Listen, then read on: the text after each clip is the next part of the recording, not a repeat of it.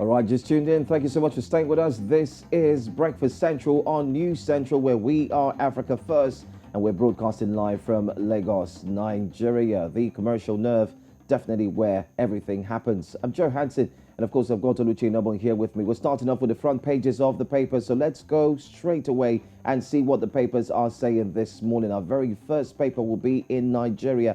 From Nigeria, it is The Punch. And The Punch, it is. The Punch leads on the story. Massive job cut looms.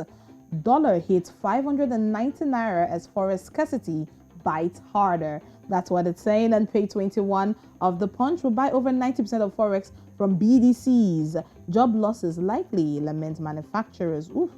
This is not a good time to have a job cut, I must confess. But there's more details from page 25 of The Punch this morning. Now, just yesterday, the President, Muhammadu Buhari, was in Lagos, yes, the commercial hub of Nigeria. You can see this picture here for you to understand the reason he was in Lagos. Dangote's $2.5 billion fertilizer plant will boost food production and exports. The president is coming and he's saying this on page 21 of The Punch. The last one from World Bank: sluggish growth, unemployment battling Nigeria's poverty reduction. That's on the upper part of the paper on page 22. Grab a copy of The Punch for more details.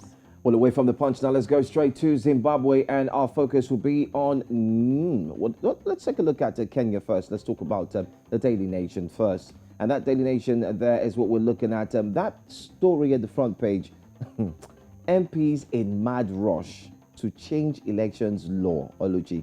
Now, you can rightly say that this is quite synonymous with the continent of Africa, where I'm not just saying Africa, it's everywhere in the world, but of course, sometimes you find stories that you read on the African dailies and you wonder, why is it that power must be shifted in order to benefit a certain person or people and not the others? Well, this one says 4 months to polling day. 4 months to polling day. Members of Parliament are in a rush to amend the law to allow for the physical transmission of election results in areas without 3G mobile network coverage, to have their nicknames accepted by the elections agency, and to block poll petitions, pitting MCAs from going beyond the High Court.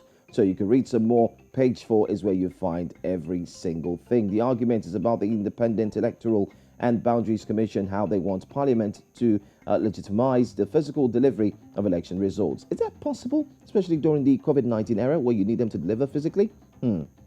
Well, you might want to find that story very profitable. Let's also take a look at this one. Equity in record, 40 billion shillings profit. Read about that. It's got to do with equity in record. You might want to know what it's all about in the area and aspect of business. You have a little information, the 99% of what, and also the 495 million shillings as well. Well, let me also drop this one in before I leave. It's got to do with this story. We will stick with the D's. Police service indicates as it rejects degrees. So do you need a degree to join the police service there in Kenya? You might want to think about that too.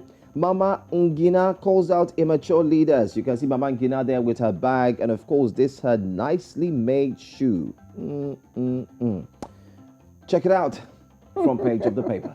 All right, let's head on to Zimbabwe as we count down to the election happening in Kenya. But right now, we know the election in Zimbabwe is coming up this weekend, 26th of March. Now, it covers the story around the politics in Zimbabwe. ZEC has changed our party symbol. This is CCC coming out and they're raising this alarm. Look, you guys need to be careful. Look out for our sign, because we are going to be there come March 26th for the by-election. Now, you can see the picture there. Well, it seems stomach infrastructure isn't the only slogan in Nigeria. You can see that in Zimbabwe from the look of that picture here. That's a ZANU-PF aspirant who is handing over 2-kilogram packet of flour to women in his campaign rally yesterday. Stomach infrastructure, it says. Well, that's the major story from Newsday in Zimbabwe. All right. Away from Newsday in Zimbabwe, let's go to South Africa now this morning, shall we? Yes. Why Esther Malangu packs a gun. Elderly and Debele cultural icon thinking of whether she'll get herself another firearm after she was physically attacked in a house and robbed. Famed painter left badly bruised and pleads for security guards at her home after the robbery that embarrassed and shocked South Africa. So It's a recent happening, and the reason is why it happened has sparked a lot of questions, and one of it is that maybe she needs to have her own rifle. Big question. Let's go straight to another one. This time, still on the front page, President eases restrictions on gatherings. Page 6, everything is starting to go down. Plus, Monare will ignore the noise. Bucks midfielder not perturbed by those questioning his Bafana nod. That's got to do with sports and football. We'll talk about something similar later on in the course of the show. But that brings it to a close, Oluchi.